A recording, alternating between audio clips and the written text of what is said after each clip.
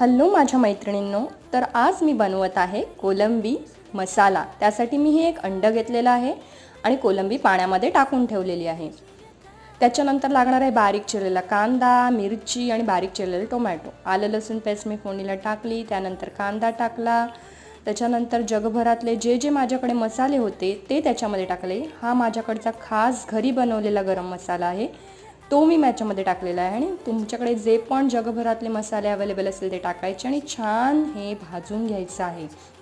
हा मसाला, कांदा, मिरची सगळं मिळून आलं पाहिजे।